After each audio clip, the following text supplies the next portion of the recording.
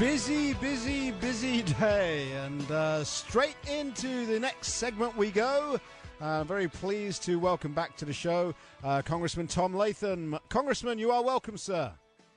Hey, great to be with you, Simon. How are you doing tonight? I'm doing great, and first of all, apologies. We don't like bumping United States congressmen, but I appreciate you moving back your time slot for me, because obviously we had some fairly major news today here in town with the caucuses. That's right. Well, that's fine. No problem at all. And I know you're wanting to talk about a measure you want to bring into Congress, forcing Congress to do its job, and we're definitely going to get to that. But perhaps the most requested question that I put to you is regarding the national defense appropriations. How did that get through the United States Congress with the language that was in it? Well, the final draft, and we discussed this in a conference with the House Republicans for about an hour and a half, and the final language actually was changed, and to the satisfaction of virtually everyone in the conference and in the House, basically, saying that it did not change current law. Now, there was real concerns. I expressed real concerns about it. The language that is in it now as passed to represented, certainly, and I've read it, but represented to say that it has no change in current law compared to what it was before. There is no power to arrest U.S. citizens and hold them without detention, in detention without their rights. So that part's gone, you're telling us. Why hasn't that received any coverage? Why haven't I seen that? I don't know. There was an original draft that a lot of us expressed concern about, but it was tweaked, and the language was clarified that it did not give the president any more power, and that certainly no U.S. citizens' rights would be infringed upon by that bill. Is bestiality still legal in the United States military? Not in my mind, certainly. Well, not in my mind either, but is it the law? Well, when they changed the don't ask, don't tell, apparently there was a language change in that, I guess, to reflect, or it's not, that is what it reflects as the policy that the president has in place. Okay, come on. I know you well enough to call you Tom now. Come on, Tom. That wasn't the question. You know it wasn't. It would appear that what took place was suddenly from being outlawed forever, along with sodomy, they now say that bestiality is legal in the United States military. How on earth do any congressman, never mind Republican language to that effect. Ones, if there is, I will change it or make sure that it does get changed. No, what happened was the language that banned it was taken out. That's what happened. There was language that banned it, and it was removed. Well, but it doesn't. The bill itself doesn't legalize it. That if there's supposedly a prohibition, but certainly it doesn't legalize that in any way. But there was a prohibition that was taken out. That's the point. In exactly the same way that sodomy was taken out, so was bestiality taken out.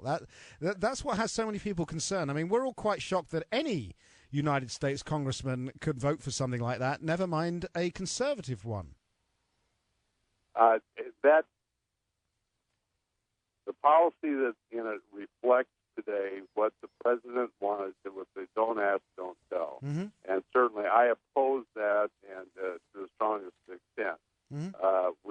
The reauthorization bill, that language was, according to the chairman of the House Armed Services Committee, was clarified, and it doesn't legalize bestiality. I mean, that's just not the case.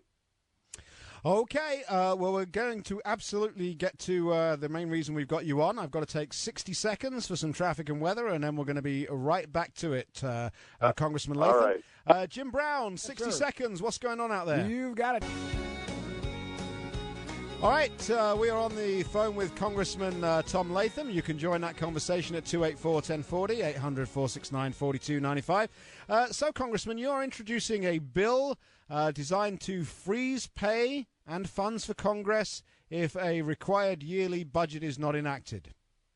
That's exactly right. It's called the Do Your Job Act, and what the legislation does basically is prohibit any funds for salaries or expenses for personnel, committee, leadership offices in the House or the Senate, unless a budget is agreed to between the House and Senate by May 15th each year, which is required by law, but there's no enforcement mechanism for it today. Mm-hmm.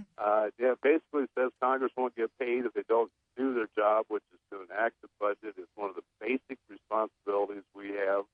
And it's been, last year the House passed the budget. The Senate now, it's been 1,000 days since the Senate, this is the third year since the Senate has even attempted to pass the budget. It is just outrageous in my mind. The only thing that will get their attention is if we don't have people paid until they actually do the job.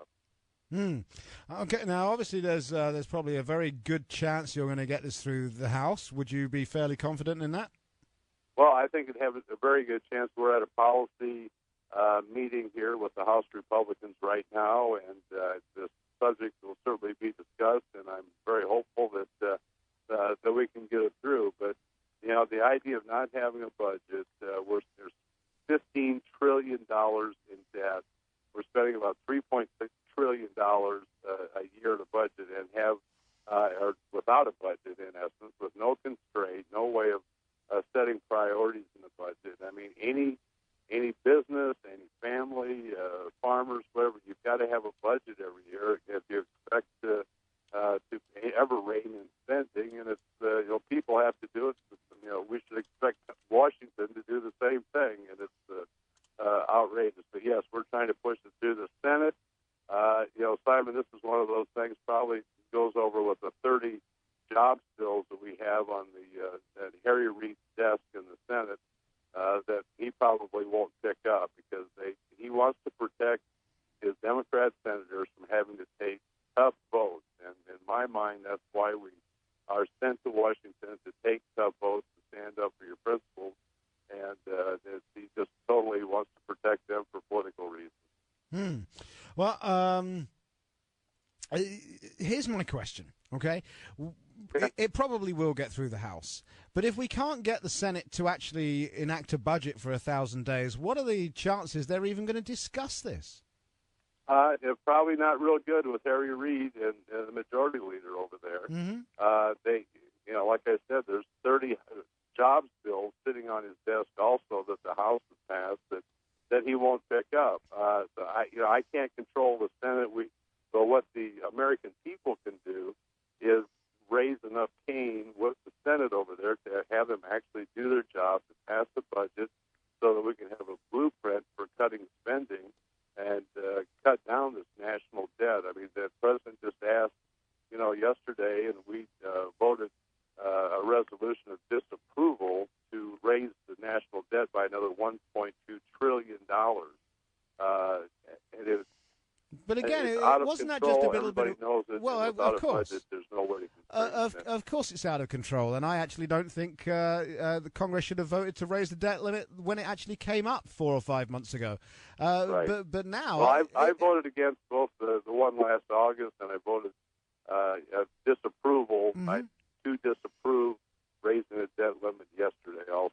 But isn't that just, I mean, the one last August, I congratulate you on your vote for last August, by the way, but the one yesterday, isn't it? It's just window dressing, isn't it? It doesn't mean anything. I mean, the president rides right over it. Nobody cares. The next battle is probably 5 months down the road when we're going to need to raise it again. And I'm sorry to tell you this, but I think your glorious leader, John Boehner, will make some noise and will ultimately cave again.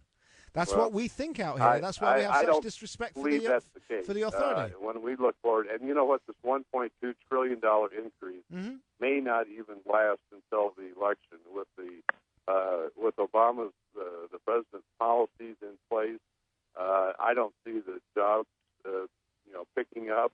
I don't see the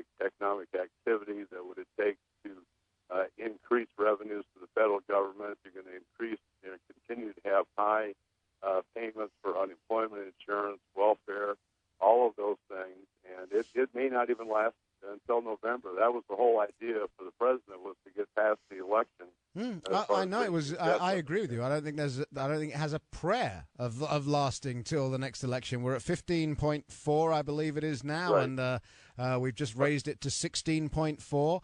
We're talking about $1 trillion. The way government spends money, I don't think there's a prayer that it's going to get to November. I'll be surprised if it gets to June. Well, now it should. It'll be a question of whether it gets to November, but the raise that he asked for was $1.2 trillion. Mm-hmm. It'll probably get us close to the election, probably, which is just outrageous. And the whole idea, the president didn't think that he would be spending that much. He thought it would last through December or January originally, but as bad as his policies have affected the economy, I don't know if it'll make it to the election now. Okay, so if we end up with needing to raise the debt ceiling again prior to the next election, which I'm saying is very likely, you're saying is possible, are you telling me that this time it's got no chance whatsoever of getting through the House of Representatives? I will tell you that I will not support it, and in Washington, you never know, because we've got a lot of people who like to spend money, but I certainly will oppose it. The thing to do is to cut spending, not keep raising the debt limit. Mm-hmm. And your credentials on this matter are pretty good from last August, right. And so is Steve King's. But unfortunately, the leadership is not of the same opinion, is it? Well, there's certainly concern with leadership on both sides, whether you talk about it in the Senate or the House. Certainly, they're concerned about a default, and that would have bad economic consequences also. But the time to stand up is to do it now, I think, and to understand that this just cannot continue as it is. This is about our future of this country, and to continue this type of spending spree is not sustainable. There's no question about it. Is John Boehner under any pressure for a challenge to his position as Speaker? I don't believe so at this time. No, I think after this Congress is over, there'll be review and probably be challenged again. But at this point, no. Mm-hmm. You see, because no serious challenge anyway to leadership now. Because if it was put out to we the people, I don't think there's any doubt, even if you just limited it to Republicans, that John Boehner would be tossed out on his rear end right now. Well, I mean, we even make jokes. As a conservative over the years is without question. He has been a reform person since the first day he ever came to Congress back in '90. But it's very difficult dealing with this president, with the Democrat-controlled Senate, and it is a very difficult situation. That's for sure. But he keeps caving. We make jokes about him having his office in a cave here. I mean, that's what we put on the echo, because the man caves every time. It's scary. I literally got 30 seconds left, and somebody wants me to ask you a question, which is, how is the president able to increase the debt with a veto?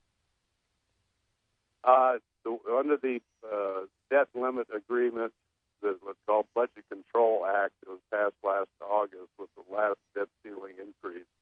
The provisions were put in this time that the Congress could disapprove of increasing the debt limit, and it would go into effect if the president vetoed it and there was not two-thirds vote to override. And when you look at the vote yesterday, virtually every Republican voted against increasing the debt limit. Virtually every Democrat voted to increase the debt limit yesterday. Yep. So there would not be enough votes to override a veto. All right. Congressman Tom Latham, as ever, thank you very much for joining us. Your bill is called the Do Your Job Act. Right? There you go. Thank you, Simon. We love that, and we look forward to welcoming you back into the studio very, very shortly. Congressman, thank you very much for joining us today. All right. Thanks, Simon. Bye-bye.